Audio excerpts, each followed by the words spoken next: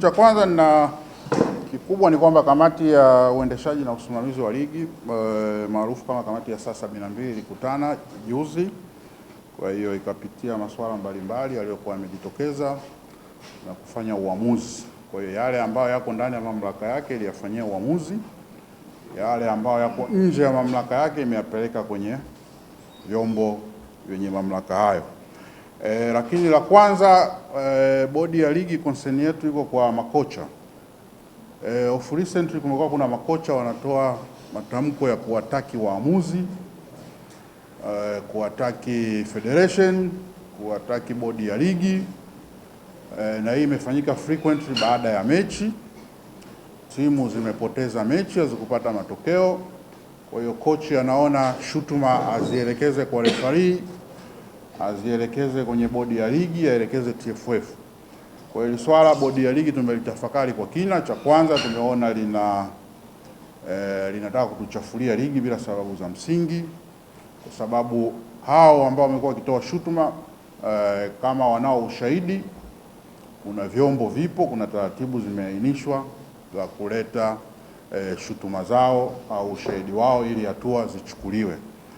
Lakini kwenda tu kwenye press conference, kwenye post match conference, kushambulia mwamuzi, kushambulia federation, kushambulia bodi ya ligi, tunatoa adhari kwao waache mara moja. Otherwise kama wanao ushahidi watuletee ili tufanyie kazi. Lakini tunawakumbusha vile vile kwamba waamuzi wana vyombo vya kuwashughulikia pale wanapofanya matatizo, na kwa msimu wote tunajua waamuzi 5 wameshashughulikiwa na vyombo vinavyohusika, makamishna 3 wameshachukuliwa hatua.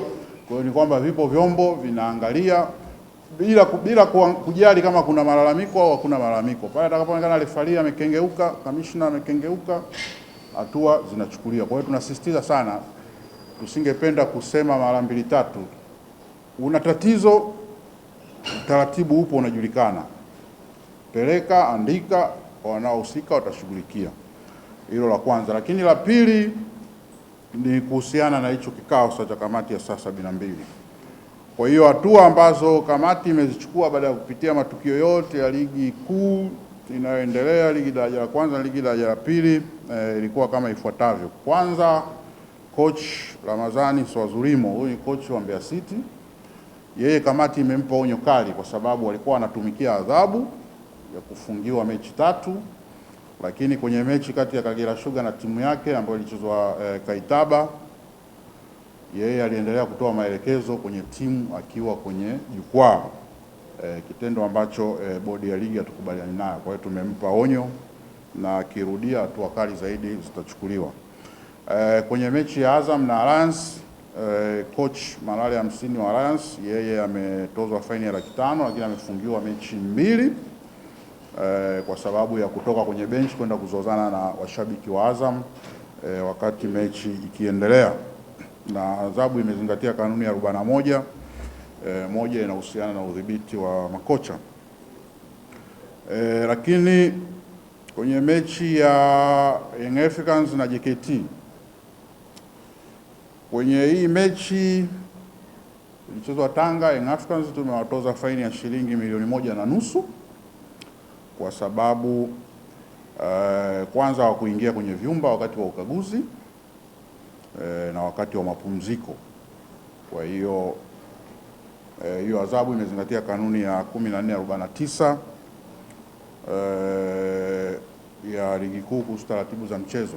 Lakini kwenye hili jambo tungependa kusisitiza kitu kimoja, kwamba kamati itatoa adhabu kali zaidi kwenye maeneo kama haya ya kutoingia kwenye dressing rooms, ya kuingia uwanjani kwa kutumia mlango usio rasmi.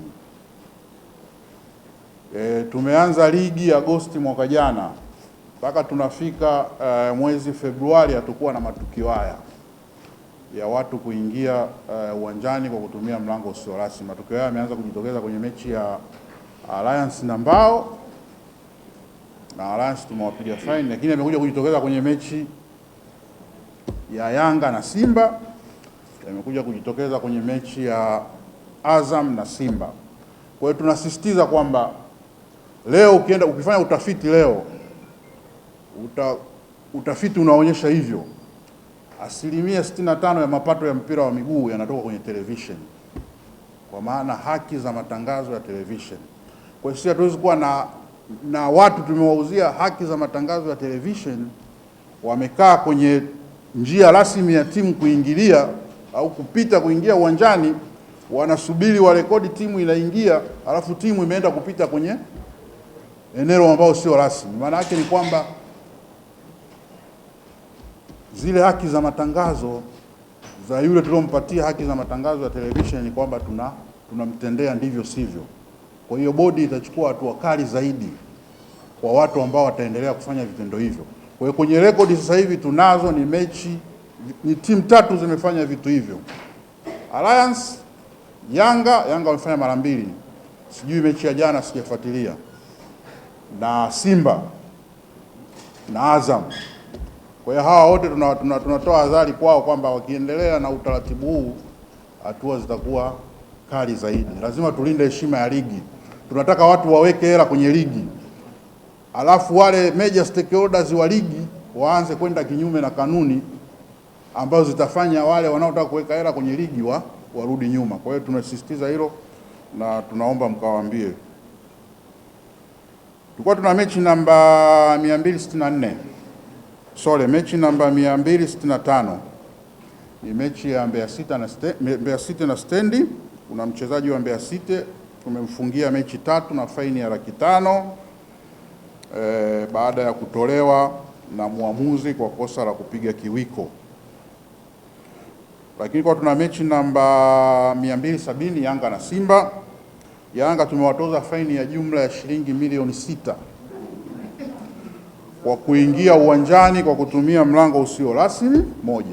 2, kutoingia vyumbani na kusababisha wachezaji wake wakaguliwe kwenye corridor. Angalieni haya matukio. Una uwanja ambao wa kisasa kabisa, lakini timu haingii kwenye dressing room, inakaguliwa kwenye corridor. Lakini pia wakati inaingia uwanjani kwa maana ya zone A, haikupita kwenye tunnel, kwa maana ikapita pembeni ya tunnel ambao ilikuwa imewekwa sehemu rasmi ya wao kupita kuingia uwanjani. Lakini kwenye mechi hiyo Simba nao wametozwa faini ya shilingi milioni 3. Nao waliingia uwanjani wakitumia mlango usio rasmi. Kwa hiyo wao waliangukia kwenye mlango usio rasmi, lakini bahati nzuri wao kwenye dressing room waliingia. Kwa tuna mechi namba 272 Mwadui na Biashara United. Biashara United wakiwa away, washabiki wao walivamia chumba cha timu ya Mwadui FC kwa maana dressing room, kutokana na imani za kishirikina kwamba kuna mtu yuko mule ndo anazuia magoli yasiingie.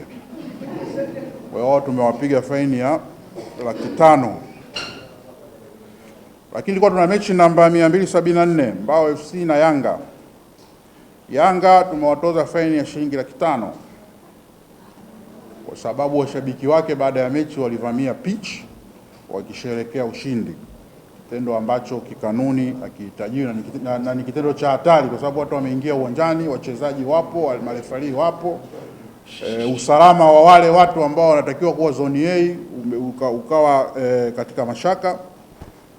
Lakini katika hili vile tunasisitiza klabu ziwe mstari wa mbele kuwaelimisha washabiki wao wasiingie kwenye pitch. Pitch ipo kwa ajili ya teams na match officials ambao wako authorized kuwa kwenye zone A. Lakini watu na mechi namba 275 Ndanda na Singida United. Kochi wa Singida Dragan Popadik tumemfungia mechi 2 na kumtoza faini ya $500,000 baada ya kuondolewa kwenye benchi kwa kosa la kupinga maamuzi ya muamuzi. Hiyo mechi ilikuwa ni ya Singida against Ndanda na ilichezwa Mtwara, na adhabu ni kwa mujibu wa kanuni ya 41:11 ya ligi kuu kuhusu udhibiti wa makochi. Lakini tuna mechi ni namba 277 Coast Union na Azam.